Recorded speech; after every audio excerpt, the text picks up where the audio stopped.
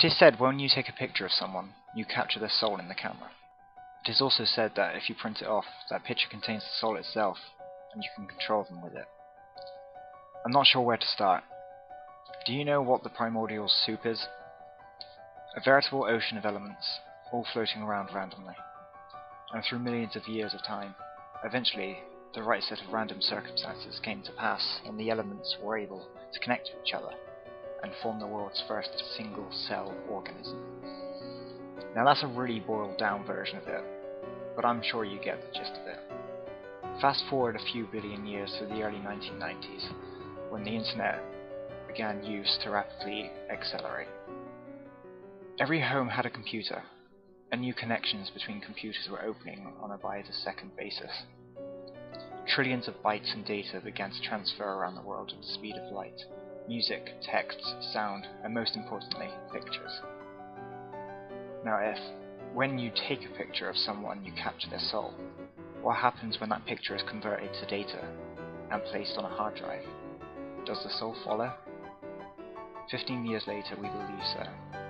We believe that when you take a picture of someone and upload it onto your computer, alongside the image data, a blueprint of the person's soul itself is imprinted on the file. Look at your pictures folder. How many souls reside in that folder alone? Well, that's just the beginning though.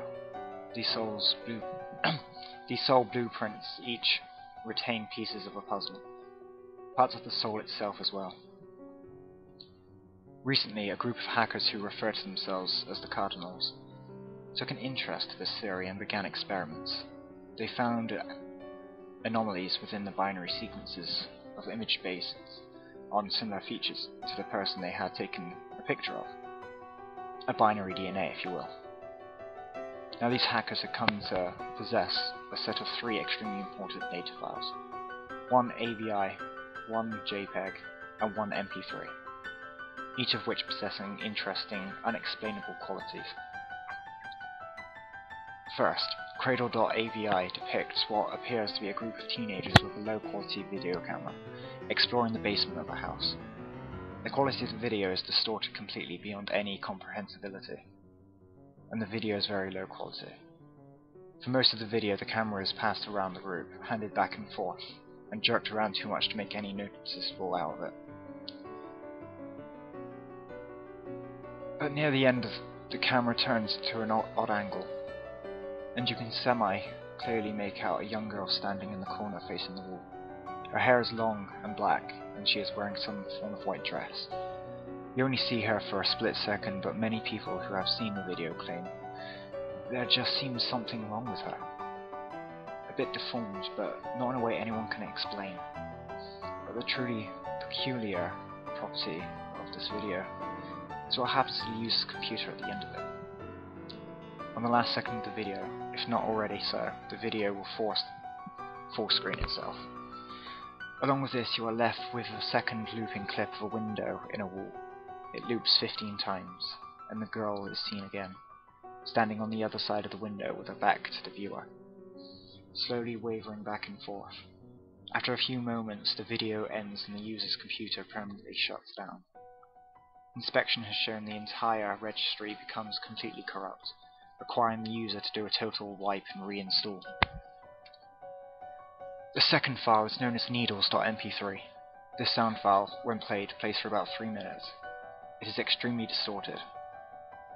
One can occasionally make out some form of voice talking, but most of the sound is some form of growling, rolling cracked roar.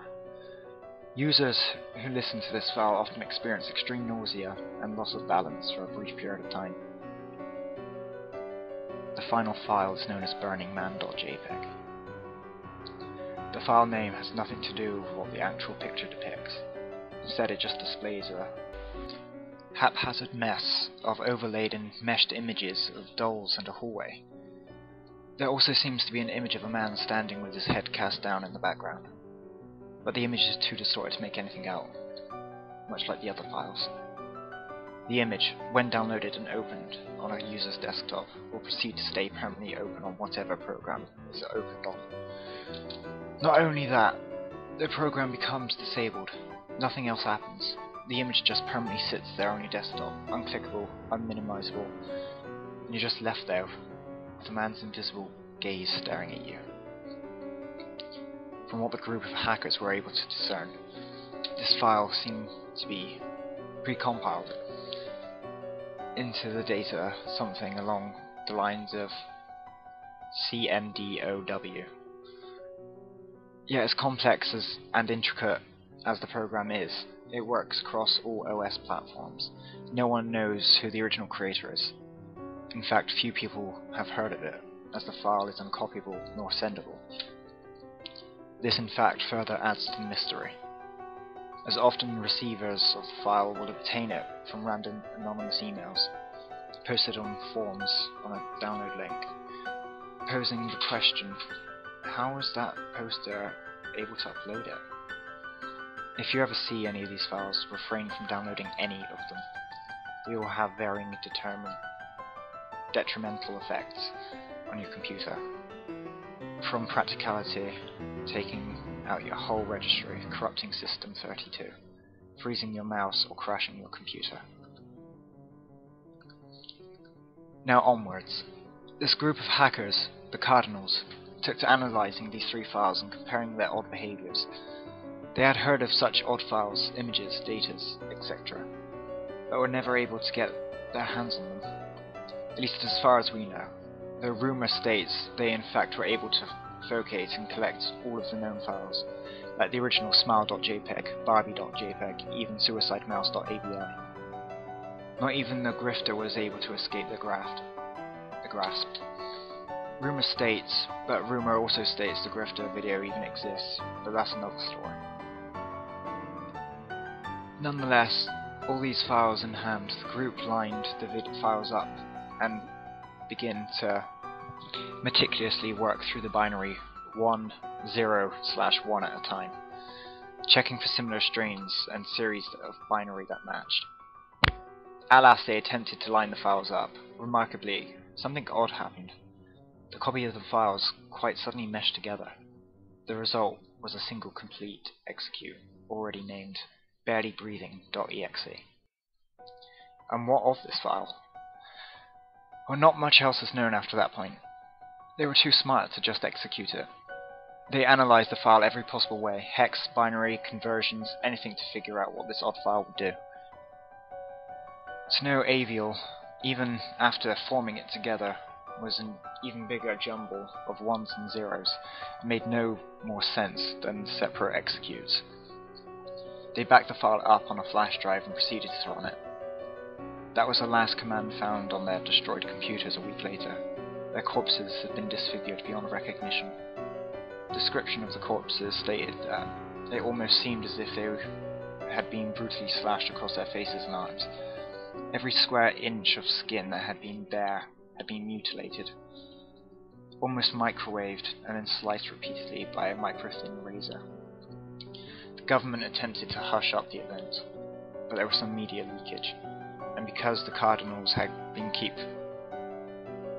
keeping a blog amongst themselves and a few close friends, it's closed down and deleted now, so don't go trying to find it.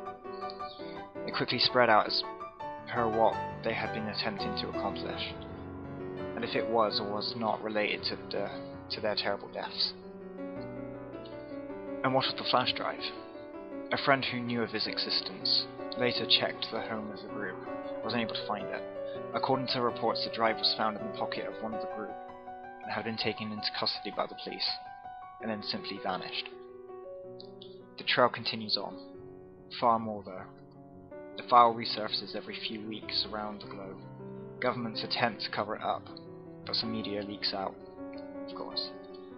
Look to news for people mutilated in their own homes by a murderer, their computer stolen, etc. If you ever get a cryptic email with an attachment labeled barelybreathing.exe, for fuck's sake, do not open it.